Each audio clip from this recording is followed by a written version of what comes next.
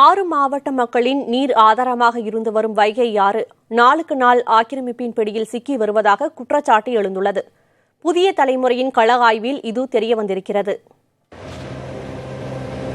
தமிழ்நாட்டின் 4வது பெரிய ஆறாக கருதப்படும் வைகை மேற்கு தொடர்ச்சி மலையில் உருவாகி சுமார் 260 கிலோமீட்டர் பயணித்து ராமநாதபுரம் அருகில் உள்ள ஆற்றங்கரை என்ற சிற்றூரில் கடலில் கலக்கிறது.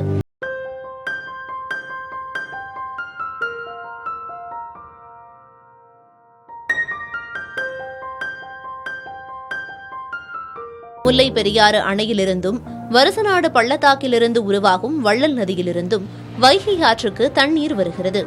அங்கிருந்து திறக்கப்படும் நீர் மூலம் 24 அணைகள் வாயிலாக மதுரை, தேனி, திண்டுக்கல், விருதுநகர், சிவகங்கை, ராமநாதபுரம் ஆகிய 6 மாவட்டங்களில் சுமார் 17 லட்சம் ஏக்கர் நிலம் பாசன வசதி பெறுகிறது. ஆனால் எதிர்காலத்தில் இந்த நிலை மாறிவிடக்கூடும் என அச்சம் தெரிவிக்கப்படுகிறது. முன்பொரு காலத்தில் 600 மீட்டர் அகலத்திற்கு இருந்த வைகை நதி தற்போது ஆக்கிரமிப்புகளால் 195 மீட்டர் அளவுக்கு சுருங்கியிருப்பது தகவல் அறியும் உரிமைச் சட்டத்தின் மூலம் தெரியவந்துள்ளது. சில இடங்களில் கடுமையான ஆக்கிரமிப்பு என்பது இருக்குது. இதை பலமுறை நாங்கள் மாவட்ட ஆட்சியாளர் கவனத்திற்கு கொண்டு போயிருக்கோம். இதனால் என்ன பாதிப்பு ஏற்படும் என்றால், சரியான மழை காலங்களில் வெள்ளம் வரும்பொழுது மதுரை நகருக்குள் வைகை ஆற்றினுடைய தண்ணி ஊருக்குள் வர்றதுக்கான வாய்ப்புகள் உறுதியாக உண்டு.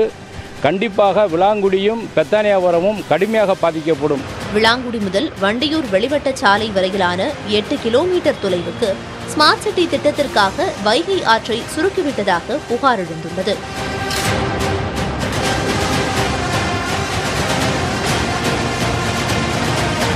இதே நிலை நீடித்தால் வைகை நதி ஓடையாக மாறினாலும் வியப்பதற்கில்லை என்று விவசாயிகளும் வைகை நதி மக்கள் இயக்கத்தினரும் கவலை தெரிவிக்கின்றனர். ஸ்மார்ட் சிட்டியில் இப்போ பல்வேறு வேலைகள் பார்த்துருக்காங்க. வைகை ஆற்றை சுற்றி முதல்ல வைகை ஆற்றை சுருக்கியிருக்காங்க.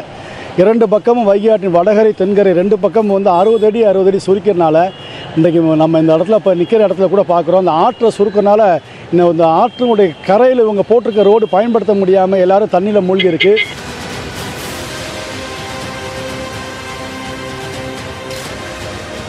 இதனை தடுக்க மதுரை மாவட்ட நிர்வாகம் வைகை ஆற்றில் ஆய்வு நடத்தி போர்க்கால அடிப்படையில் ஆக்கிரமிப்புகளை அகற்ற வேண்டும் என்பதே மக்களின் கோரிக்கையாகும். புதிய தலைமுறைக்காக ஒளிப்பதிவாளர் லட்சுமணனுடன் செய்தியாளர் கணேஷ்குமார்.